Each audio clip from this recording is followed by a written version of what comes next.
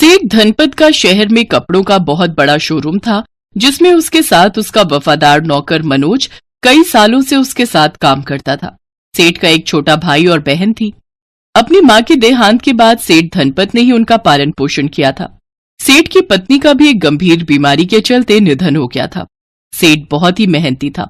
वो सारा दिन अपनी दुकान में मेहनत करता था, लेकिन उसका छोटा भाई उसकी मेहनत के पैसों पर सारा दिन ऐश करता था। मनोज जब अपने मालिक के पैसों को यूं बर्बाद होता देखता तो उसे बहुत बुरा लगता। एक रोज सेठ धनपत शहर में एक मीटिंग के लिए चले जाते हैं, तो वो अपने नौकर मनोज से कहता है, मनोज, मैं जरूरी काम से शहर जा रहा हूँ। आज सारे व्यापारियों की मीटिंग है, तो रात को घर लौटने में मुझे देर हो जाएगी। कोई बात नहीं मालिक, मैं आपका इंतजार करूंगा। आपको गर्म गर्म खाना जो परोसना है। मनोज, तू तो मेरा छोटे भाई की तरह ध्यान रखता है। सेठ मीटिंग में चला जाता है। शहर में सभी व्यापारियों के बीच मीटिंग शुरू होती है, जिसमें सभी व्यापारियों ने अमरीश खन्ना पर चोरी का आरोप लगाया था। उन सब की बात सुनने के बाद सेठ ने कहा, तुम सब चिंता मत करो, इस बात का फैसला मैं 4 दिन बाद करूंगा। अब आप सब जा सकते हैं। सबके जाने के बाद सेठ जी अमरीश से कहते हैं, व्यापारियों का सारा पैसा आपके खाते में रखा जाता है। अगर अकाउंट से सारा पैसा गायब होता है तो सीधे तौर पर शक आपके ही ऊपर जाता है। तो कहिए, ये बात सच है या झूठ? अब आपने सच कहा सेठ जी। व्यापारियों का 50 करोड़ मैंने ही चुराया है। अगर आप मुझे निर्दोष साबित कर दें तो उसमें से 25 करोड़ मैं आपको दे दूंगा। सेठ जी उसे थप्पड़ मारकर वहां से चले जाते हैं। साथ ही उसे जेल भेजने की धमकी भी देते हैं। थप्पड़ मारने से अमरीश खन्ना गुस्से में आ जाता है और वो गुंडों को कहकर सेठ धनपत के शोरूम में आग लगवा देता है। अब देखो कैसे वो सेठ सड़क पर आता है। सेठ के शोरूम में आग लगने के कारण उसमें रखा लाखों का माल जलकर खाक हो जाता है, जिससे सेठ धनपत सड़क पर आ जाता है। इस सदमे से सेठ की तबीयत खराब हो जाती है और उन्हें पैरालिसिस का अटैक आ जाता है। उन्हें हॉस्पिटल ले जाया जाता है, लेकिन सेठ के पास इतने पैसे भी नहीं बचे थे कि वो अपना इलाज करवा सके। हमारा सब कुछ चला गया। भैया की तबीयत इतनी खराब हो गई, ऊपर से अनिकेत भैया भी अपने दोस्तों के साथ गोवा घूमने गए हैं और फोन भी नहीं उठा रहे। अब भैया के इलाज के लिए पैसे कहाँ से आएंगे? मैं कुछ इंतजाम करता हूँ। मनोज अपने गांव की आधी जमीन बेच देता है और उससे अपने मालिक का इलाज करवाता है, लेकिन वो पूरी तरह से ठीक नहीं हो पाता। जब अनिकेत वापस आता है तो उसे सारी बात पता चलती है। अब भैया तो अपाहिज हो गए और ये राम्या भी शादी के लायक हो गई है। अगर ये मेरे साथ रहे तो इनका सारा खर्चा भी मुझे ही उठाना होगा। वो घर अनिकेत के नाम पर था, इसलिए वो अपने बड़े भाई और बहन को घर से निकाल देता है। छोटे मालिक, आपको शर्म आनी चाहिए। जब सेठ जी का अच्छा समय था तो आप उनके पैसों को खूब उड़ाते थे, लेकिन अब जब उनका बुरा वक्त आया है तो आपने उनको उन्हीं के बनाए हुए घर से निकाल दिया। ये मत भूलिए, ये घर उन्होंने ही खरीदा था और आपके नाम कर दिया था। नौकर होकर मुझसे जुबान लड़ाता है। अनिकेत उसे जोरदार थप्पड़ मारता है। मनोज सेठ जी और राम्या को लेकर अपने गांव आ जाता है।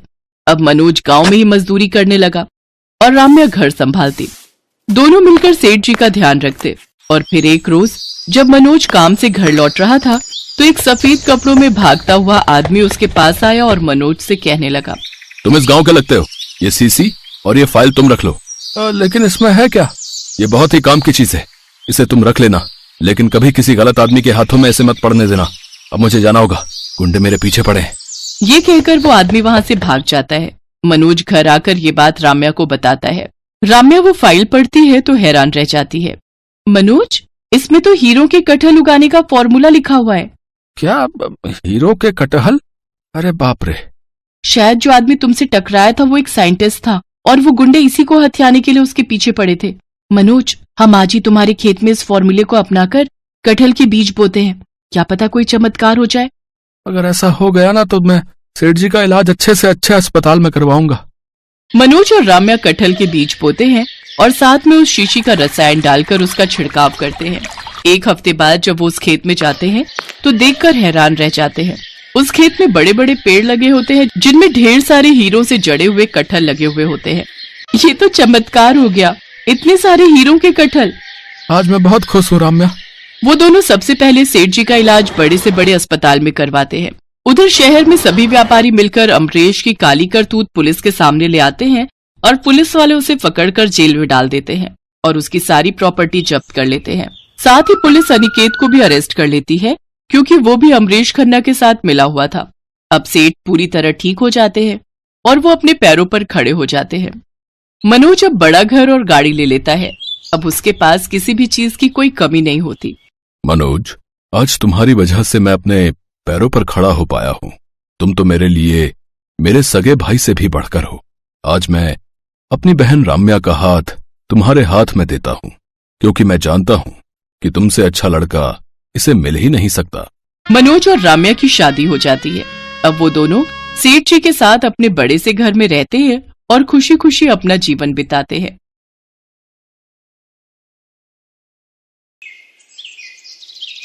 ओह, जल्दी जल्दी कर। तुम लोगों के लिए क्या सारा दिन यहीं बैठा रहूंगा मैं, हैं?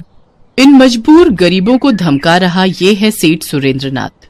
और ये कहानी है एक बहुत ही पिछड़े गांव खुशीपुरा की। इस गांव में रहने वाले ज्यादातर लोग खेती किसानी करके ही अपना पेट पालते थे, लेकिन खेती में कई बार फसल अच्छी होती है तो कभी नुकसान भी उठाना पड़ता है। और इसी बात का फायदा उठाता था इस गांव का ही जमींदार सुरेंद्रनाथ, जो बहुत ही घमंडी और चालाक आदमी था। वो गांव के लोगों को बहुत मोटे ब्याज पर उधार देता था और फिर उनसे तगड़ी वसूली करता था। इसी वजह से वो साल दर साल अमीर होता जा रहा था। आज भी सुरेंद्रनाथ के बंगले पर उसके कर्जदार अपनी किश्त देने पहुंचे थे। तभी वहां से एक जवान लड़का अपनी बूढ़ी माँ के साथ गुजरा। यहाँ ये लाइन क्यों लगी है बेटा? पता नहीं माँ, आप यहीं रुको, मैं पता करके आता हूँ। हो सकता है कि कोई भंडारा लगा हो तो अपना भी खाने का कुछ इंतजाम हो जाए। हाँ देखना बेटा, बहुत भूख लगी है। संदीप और उसकी माँ ने 2 दिन से कुछ नहीं खाया था। वो दोनों बहुत ही गरीब थे। खाने की तलाश में भटकते हुए ही यहाँ पहुंचे थे। संदीप ने आगे बढ़कर लाइन में लगे एक आदमी से पूछा, यहाँ क्या बट रहा है भैया? बट रहा है? ये कहो कि क्या लुट रहा है? भैया हमारा तो सब कुछ लुट रहा है यहाँ। क्या मतलब? अरे वो कुर्सी पर बैठे आदमी को देख रहे हो? उसका नाम है सेठ सुरेंद्रनाथ। वो इस गांव का जमींदार है। हम सबने किसी न किसी वजह से उससे कर्जा लिया था भैया। किसी ने बीमारी के लिए तो किसी ने खेती के लिए। मैंने अपनी बिटिया की शादी के लिए 3 साल पहले उससे कर्जा लिया था। 3 सालों में कर्जे से 2-3 गुना ज्यादा पैसे दे चुका हूँ, लेकिन उसका कर्जा है कि खत्म ही नहीं हो रहा। बड़ा पैसे वाला आदमी लगता है। अरे क्या खाक पैसे वाला है। इसके बाप के पास थोड़ी सी जमीन थी, फिर उसने कर्जे पर पैसे देना शुरू कर दिया और आज आधे से ज्यादा गांव की जमीन हड़प ली है इसने। तो आप लोग इसका विरोध क्यों नहीं करते? मत दो ना उसे पैसे। अरे पिटवाओगे क्या है? वो पीछे लठैत देख रहे हो? जो टाइम पर उसका पैसा नहीं देता है, वो अपने लठैतों से उसकी सारी हड्डी तोड़वा देता है भैया। पैसा तो देना ही पड़ेगा, बिना मार खाए दे दो तो ही फायदा है। गांव वालों पर हो रहे इस अत्याचार को देखकर संदीप को बहुत बुरा लगा, लेकिन वो चाहकर भी कुछ नहीं कर सकता था। लठैतों की पिटाई के डर से वो भी चुपचाप वहां से चला गया। और फिर क्या हुआ? इतना दुखी क्यों है? खाना नहीं मिला क्या? नहीं माँ, खाना तो नहीं मिला, लेकिन मैं किसी और बात से दुखी हूँ। माँ, यहाँ के लोगों की हालत तो हमसे भी ज्यादा खराब है। माना कि हमारे पास कुछ नहीं है, लेकिन हम कभी कर्जे में तो नहीं दबे। पर इस गांव के सारे लोग इस जमींदार के कर्जदार हैं और वो उन पर बहुत अत्याचार कर रहा है। माँ, अब चलो छोड़ो ये सब, चलो हम यहाँ से चलते हैं। कैसी बातें कर रहा है तू? तेरे बाबा ने तुझे यही सिखाया था क्या कि किसी को मुश्किल में छोड़कर भाग जाए तू? ओहो माँ, अब बाबा की याद दिलाकर मुझे और दुखी मत करो। अरे तू इतना समझदार है, कुछ करना इन बेचारों के लिए। हमेशा हम ही लोगों की मदद करते रहते हैं, पर हमारी मदद तो कोई नहीं करता। माँ, तू भगवान पर भरोसा रख बेटा और अपना कर्म कर, बाकी ऊपर वाला सबका निगहबान है। जब संदीप और बूढ़ी माँ आपस में बातें कर रहे थे, तभी वहाँ एक औरत उनके पास आई। आप लोग कौन हो? पहले तो आप लोगों को इस गांव में नहीं देखा। जी, हम बहुत गरीब हैं और यहाँ खाने की तलाश में आए हैं। अच्छा ऐसी बात है, तो आओ चलो मेरे साथ। मेरा नाम कमला है और मेरे पास आप लोगों के लिए खाना है। संदीप अपनी माँ के साथ कमला के घर चला गया, जहाँ कमला ने उन दोनों को भरपेट खाना खिलाया। और फिर, तुम्हारा भला हो बेटी, तुमने गरीबों को अन्न दिया। कोई बात नहीं अम्मा, खाना तो अच्छा लगा ना आपको? हाँ जी, बहुत ही बढ़िया। और खास तौर पर ये जो आपने कटहल का अचार दिया था ना, आहा, क्या बढ़िया अचार है ये, खाकर मजा ही आ गया। संदीप की बात सुनकर कमला की आंखों में आंसू आ गए। दरअसल उसके पति को भी कटहल का अचार बहुत पसंद था, लेकिन सेठ सुरेंद्रनाथ का कर्जा चुकाने के लिए वो दिन रात मेहनत करता था और एक दिन खेत में काम करते करते ही वो मर गया। कमला उसका कर्जा नहीं चुका पाई, तो उसे मजबूरी में अपना खेत सुरेंद्रनाथ के नाम करना पड़ा। कमला की कहानी सुनकर संदीप को बहुत गुस्सा आया और उसने ठान लिया कि अब वो सुरेंद्रनाथ को सबक सिखाकर ही रहेगा। उस रात संदीप और उसकी माँ कमला के घर पर ही सोए, लेकिन संदीप की आंखों में नींद नहीं थी। वो गहरी सोच में डूबा हुआ था और फिर ठीक है बेटा सुरेंद्रनाथ, तूने भोले भाले गांव वालों को ठगाया ना, तो अब देख मैं तेरे साथ क्या करता हूँ, देख तू। ठीक आधी रात को संदीप उठा और सुरेंद्रनाथ के बंगले की तरफ चल दिया। संदीप ने अपना मुंह ढका हुआ था। वो छिपते छिपाते बंगले के अंदर पहुंच गया। उसने देखा कि वहां पर एक बक्सा रखा हुआ था जिसके पास ही एक मोटा तगड़ा लठैत सो रहा था। लगता है कि इस बक्से में वही पैसा है जो आज गांव वालों से लिया गया है। कुछ सोच संदीप, कुछ सोच। कुछ देर सोचकर संदीप ने बंगले के बाहर खड़ी गाड़ी पर एक पत्थर दे मारा। पत्थर की आवाज सुनकर लठैत की नींद टूट गई और वो फौरन गाड़ी की तरफ भागा। तभी मौका पाकर संदीप को बक्सा लेकर वहां से चंपत हो गया। संदीप ने जैसा सोचा था वाकई उस बक्से में बहुत सारे पैसे थे, जिन्हें बाहर निकालकर संदीप ने खाली बक्सा तालाब में फेंक दिया। इसके बाद अगले दिन वो शहर चला गया, जहां से उसने शानदार कपड़े, 2 सोने के सिक्के और एक घोड़ा खरीदा, साथ ही एक मिट्टी का बर्तन भी, जिसे उसने कमला के बनाए कटहल के अचार से पूरी तरह भर दिया। मटके का मुंह उसने लाल रंग के मखमली कपड़े से बांध दिया। संदीप के मन में पूरी योजना तैयार थी। वो शहर के खरीदे हुए कपड़ों को पहनकर अपने घोड़े पर सवार होकर वापस तालाब के किनारे पहुंचा, जहां सुरेंद्रनाथ अपने 2 लठैतों के साथ अपना बक्सा ढूंढ रहा था। तभी संदीप ने सुरेंद्रनाथ को आवाज लगाई, ए जरा इधर आओ। अबे ये कौन है बे? देखने में तो कोई नौटंकी वाला लगता है। सुनता नहीं है क्या? जादूगर विश्व प्रताप को प्रणाम कर। अच्छा, तो आप जादूगर हैं? और नहीं तो क्या। अच्छा सुनो, हम हिमालय से मीलों का सफर तय करके अपने राज्य जा रहे हैं। बहुत थक गए हैं, हम स्नान करना चाहते हैं। ये तालाब हमें बहुत ही साफ और अच्छा लग रहा है। तुम एक काम करो, हमारे इस घोड़े को पकड़ो और इसका ख्याल रखना, ठीक है? हम बस कुछ ही क्षणों में स्नान करके आते हैं। और हाँ, ये लो। संदीप ने अपनी जेब से 2 सोने के सिक्के निकाले और सुरेंद्रनाथ की तरफ फेंक दिए। सोने के सिक्के देखकर सुरेंद्रनाथ की आंखें फटी की फटी रह गई। अब उसे यकीन हो गया था कि ये कोई छोटा मोटा आदमी नहीं है। जब संदीप तालाब से नहाकर लौटा, हम खुश हुए। लाओ, हमारा मटका हमें दे दो। जी जी, ये लीजिए। वैसे इस मटके में ऐसा क्या है जो सिर्फ इसका ध्यान रखने के लिए आपने मुझे सोने के सिक्के दे दिए? क्यों, और सिक्के चाहिए क्या?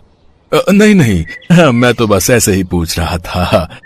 इसमें कटहल का जादुई अचार है। इसमें जिस कटहल का इस्तेमाल किया गया है वो सिर्फ हिमालय में एक खास जगह पर उगता है। मैंने अपनी तांत्रिक क्रियाओं से इस जादुई अचार को बनाया है। उस अद्भुत कटहल के इस जादुई अचार में इतनी ताकत है कि इसे खाकर कोई भी इंसान जो चाहे हासिल कर सकता है। अरे नहीं, सच में ऐसा है क्या? तुझे मेरी बात पर विश्वास नहीं? पहले मुझे भी नहीं हुआ था, लेकिन जब से मैंने ये कटहल का अचार चखा है मुझे सब मिल गया। पहले मैं बहुत गरीब था और अब मुझे किसी चीज की कमी नहीं। तुम्हें इसकी शक्ति देखनी है क्या? हाँ, देखनी है, बिल्कुल देखनी है। संदीप ने मटके में से थोड़ा सा अचार निकालकर खाया और फिर सुरेंद्रनाथ के माथे पर हाथ रखकर बोला, तो तुम्हें एक बक्से की तलाश है। वो वहां पर है, वो तालाब के उस तरफ। तुम गलत जगह ढूंढ रहे हो उसे। संदीप की बात सुनकर सुरेंद्रनाथ हैरान रह गया। उसने फौरन अपने एक लठैत को इशारा किया और उसने तालाब में छलांग लगा दी। थोड़ी देर में वो लठैत बक्सा लेकर बाहर आ गया। ये देखकर तो सुरेंद्रनाथ ने संदीप के पैर ही पकड़ लिए। चमत्कार! देखिए, मुझे ये अचार चाहिए, किसी भी कीमत पर चाहिए। अरे जाने दो, इस जादुई अचार की कीमत लगा सको इतनी तुम्हारी औकात नहीं, समझे? नहीं, ऐसा मत कहिए। मैं अपनी सारी दौलत आपको दे दूंगा। इस गांव की आधे से ज्यादा जमीन मेरी है और बहुत सारी दौलत भी है। आप सब ले लीजिए, पर ये कटहल का जादुई अचार ये मुझे दे दीजिए। मुझे ये पूरा मटका चाहिए। बस इसी का तो इंतजार था संदीप को। उसने सुरेंद्रनाथ की बात मान ली और कटहल के अचार से भरे उस मटके के बदले में उसने सुरेंद्रनाथ की सारी दौलत और जमीन उससे ले ली। उसने अचार से भरा मटका सुरेंद्रनाथ को देते हुए कहा, तुम अभी इस अचार का इस्तेमाल नहीं कर पाओगे। शिवरात्रि वाले दिन भगवान शिव की पूजा करके इस मटके को अपने सिर से लगाना और फिर तुम जो चाहोगे वो तुम मांग सकते हो। जी, आपका बहुत बहुत शुक्रिया। संदीप अपनी चाल चल चुका था और उसमें कामयाब भी हो चुका था, लेकिन इस सब के बाद भी उसके मन में लालच नहीं आया।